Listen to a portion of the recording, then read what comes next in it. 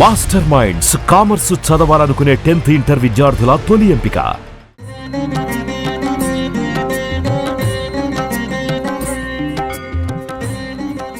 మీ software ఎలా ఉంటే అలా మీరు ప్రవర్తిస్తారు, ఆచరిస్తారు, మీ జీవితాన్ని అనుభూతి చెందుతారు.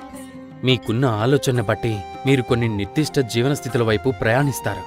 అది మీ కర్మ అంటాం. దురదృష్టవశాత్తు కర్మను ఏదైనా పనికి సాక్షిగానో బహుమతిగానో చూస్తున్నాం. కర్మ శిక్ష కాదు, బహుమతి కాదు. మీరు జ్ఞాపకాన్ని నిర్ణయిస్తున్నారని దానికర్థం. మీకు అటువంటి ఎరుక లేకుండానే మీ జీవితపు ప్రతి క్షణాన్ని లిఖిస్తున్నారు, సాఫ్ట్వేర్ రాస్తున్నారు. మీ సాఫ్ట్వేర్ ఎలా ఉంటే అలా మీరు ప్రవర్తిస్తారు, ఆచరిస్తారు, మీ జీవితాన్ని అనుభూతి చెందుతారు. కర్మ అంటే జీవితమంతా మీరు నిర్మించుకున్నదే అని అర్థం. మీరు దాన్ని చేతనతో నిర్మించారా, ఎరుక లేకుండా నిర్మించారా అన్నదే ప్రశ్న. స్వర్గం నుంచి ఎవ్వరూ మీ జీవితాన్ని నడపడం లేదు. కర్మ అంటే మీ జీవితాన్ని మీరు సృజనిస్తున్నారు. మీరు మీ జీవితాన్ని మీకు తెలియకుండానే నిర్మిస్తున్నారని మీకు తెలిసినప్పుడు మీరు సాధ్యమైనంత చేతనగా ఉండడానికి ప్రయత్నించడం మీ వివేకానికి సహజం కాదు. చేతన అనేది లైటు బల్బుకు వోల్టేజ్ లాంటిది. మీరు వోల్టేజ్ను పెంచితే దాని వెలుతురు మొత్తం అన్నీ కనపడేలా చేస్తుంది. వోల్టేజ్ని తగ్గిస్తే కొద్దిగా మాత్రమే కనిపిస్తుంది. చేతనగా ఉండడం కోసం ప్రయత్నించడంలో ప్రయోజనం లేదు. మీ జీవిత శక్తుల్ని మీరు తీవ్రతరం చేస్తే మీలో చేతన ప్రజ్వలిస్తుంది. తీవ్రత లేకపోతే మీరు కేవలం చేతన గురించి మాట్లాడటం, చదవటం మాత్రమే చేస్తే అది ఉపయోగం లేనిది. కర్మను తుడిచివెయ్యాలి అంటే ఎలాగో తెలుసుకుందాం. భారతీయ సంస్కృతిలో లక్ష్యం భగవంతుడు కాదు, మన పరమ లక్ష్యం, గమ్యం. మనకు అత్యున్నతమైన విలువైనది ముక్తి లేదా మోక్షం. ప్రస్తుతానికి మీకు స్వర్గం అద్భుతమైనదేమో అని తోచొచ్చు, కానీ కొన్నాళ్లకు అది విసుగు పుట్టిస్తుంది. కానీ మీరిప్పుడు స్వర్గంలోనే లేరనడానికి మీ వద్ద ఏదైనా రుజువుందా? మీరిప్పటికే స్వర్గంలో ఉన్నారు, కానీ దాన్ని గందరగోళం చేసుకుంటున్నారు. మీరు తలుచుకుంటే దివ్యత్వం అన్ని చోట్ల, ఇక్కడంతటా ఉంటుంది.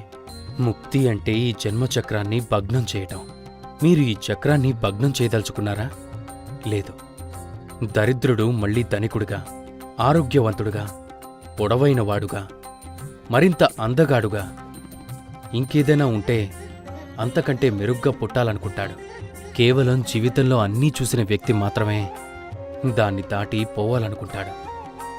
ముక్తి అంటే కర్మ సంబంధమైన సమాచారాన్ని మనం పోగు చేసుకుంటున్న దాన్ని విడిచిపెట్టడం. ఈ కర్మ జీవితాన్ని స్వాధీనం చేసుకొని దాని చుట్టూ ఒక శరీరాన్ని నిర్మిస్తుంది. ఈ కర్మ సంబంధ సమాచారాన్ని మీరు విచ్ఛిన్నం చేయగలిగితే అప్పుడు లోపలున్నది మీరా నేనా అనేది ఉండదు. అది కేవలం జీవనం అంతే. ఇది సజీవ విశ్వం. దీనికొక పోలిక చెప్పాలి అంటే మీరొక సబ్బు బుడగను ఊదితే ఆ బుడగ నిజం, కాని ఆ బుడగ పగిలిపోతే ఒక నీటి బిందువు మాత్రమే కింద పడుతుంది. తక్కిన బుడగ అదృశ్యమైపోతుంది. బుడగలోని గాలి చుట్టూ ఉన్న గాలిలో కలిసిపోతుంది. కేవలం జీవితంలో అన్నీ చూసిన వ్యక్తి మాత్రమే దాన్ని దాటి పోవాలనుకుంటాడు. ప్రాణం మీ లోపల మాత్రమే లేదు, వెలుపల కూడా ఉంది. అందుకే మీరు గాలి పీలుస్తారు, గాలి వదులుతారు. అది లేకుండా మీరు బతకలేరు. దాన్ని మీరు ప్రాణవాయువు అనండి, మరొకటనండి, ఏమన్నా అనండి. వాస్తవానికి మీరు ప్రాణం అంటున్నది సర్వవ్యాప్తి.